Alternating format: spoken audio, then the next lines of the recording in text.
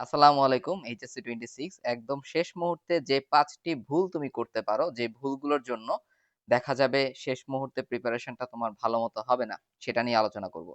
১ম ভুল, মেইন বইকে এখনো প্রায়োরিটি না দেওয়া। অনেকে কি করে? অনেকে হচ্ছে যেকোনো একটা টেস্ট পেপার অথবা গাইড বই ভিত্তিকই শুধুমাত্র পড়াশোনা করে। কিন্তু পড়াশোনাটা কিরকম হওয়া উচিত? কোন একটা গাইড বই অথবা কোন একটা টেস্ট পেপার থেকে বিগত বছরের প্রশ্ন দেখে সেই টপিকটা কিন্তু মেইন বই থেকে তোমার পড়ে নিতে হবে। কারণ মেইন বইয়ের কনসেপ্ট তোমার যদি ক্লিয়ার থাকে তাহলে যেখান থেকেই প্রশ্ন আসুক না কেন, সিকিউ বলো, এমসিকিউ বলো, সবকিছুই কিন্তু তোমার জন্য সহজ হবে। সেকেন্ড ভুল, কোন একটা চ্যাপ্টার পড়ার আগে বিগত বছরের বোর্ড প্রশ্ন এনালাইসিস না করা। এতে তোমার কি হবে? তোমার রিভিশনটা ভালোমতো হবে না। কারণ যেই টপিকগুলো তোমার শুরুতেই রিভাইজ দেয়া দরকার ছিল, সেই টপিকগুলো তুমি বুঝতে পারবে না।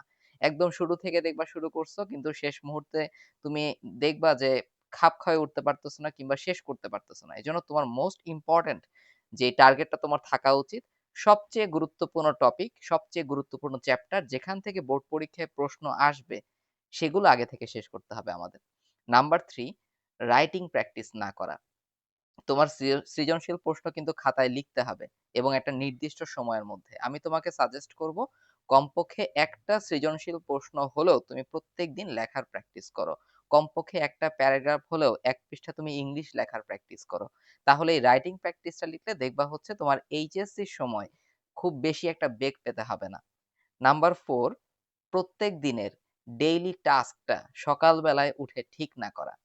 এই জিনিসটা তুমি যদি না করো তাহলে তুমি দেখবা খেই হারাই ফেলছো।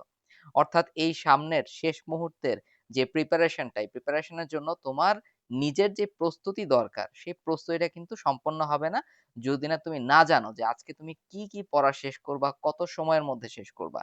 কারণ টাইম ট্র্যাকিংটা তোমার ধরে রাখতেই হবে। টাইম ট্র্যাকিং তুমি যদি ঠিকমতো না করতে পারো তাহলে দেখবে যে তোমার টার্গেটটা ফুলফিল হচ্ছে না। তোমার ১ মাস চলে যাবে, ২ মাস চলে যাবে, ৩ মাস চলে যাবে, শেষ পর্যন্ত পরীক্ষায় চলে আসবে কিন্তু দেখবে লাভের লাভ হচ্ছে না। যেই জায়গাগুলোয় তুমি উইকনেস আছে সেগুলোতে উইকনেস থেকেই গেছে। নাম্বার 5 হচ্ছে কোন একটা চ্যাপ্টার একদম বাদ দিয়ে দেওয়া। এই জিনিসটা করবা না। কমপক্ষে যদি তোমার কোন একটা চ্যাপ্টার ধরো বাকি আছে, আমি বলব একদম নতুন তোমার কাছে চ্যাপ্টার থাকতেই পারে, তোমার পড়া হয় নাই আগে। আ সেগুলো সামনের ৩০ দিনের মধ্যে শেষ করে ফেলো।